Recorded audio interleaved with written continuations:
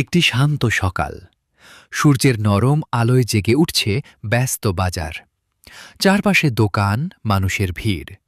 আর সেই ভিড়ের মাঝেই বসে আছে এক সাধারণ মানুষ, আব্দুল্লাহ। তার ছোট্ট দোকান, খেজুরে ভরা ঝুড়ি, কিন্তু তার সবচেয়ে বড় সম্পদ তার সততা।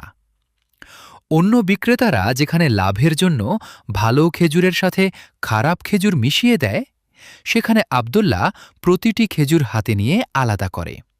ভালোটা এক পাশে, খারাপটা অন্য পাশে।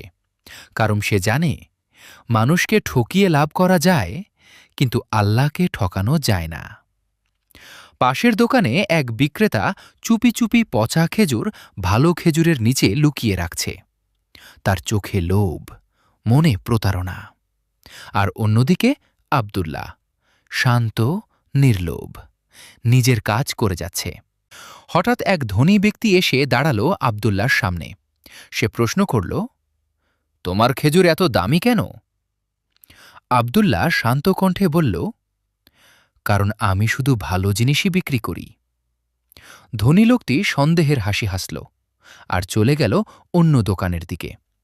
সে সস্তা খেজুর কিনল, একটা মুখে দিল, আর সঙ্গে সঙ্গেই তার মুখ বদলে গেল। ভেতরে পচা, নষ্ট, প্রতারণা। তার চোখে তখন অনুশোচনা।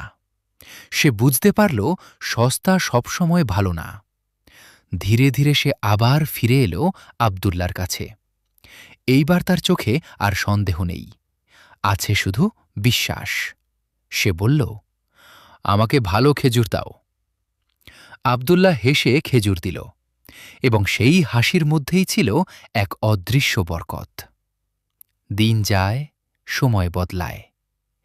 একদিন সেই ধনী লোকই আব্দুল্লাহকে বড় ব্যবসার সুযোগ দেয়। ছোট দোকান বড় হয়, ক্রেতা বাড়ে, সফলতা আসে।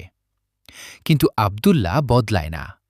সে এখনও সেই আগের মতোই সৎ, নম্র, আল্লাহভীরু। সততা হয়তো ধীরে ফল দেয়, কিন্তু সেই ফল হয় বরকতে ভরা। মনে রাখবেন, যে আল্লাহর জন্য সৎ থাকে, আল্লাহ তার জন্য রিজিকের দরজা খুলে দেন।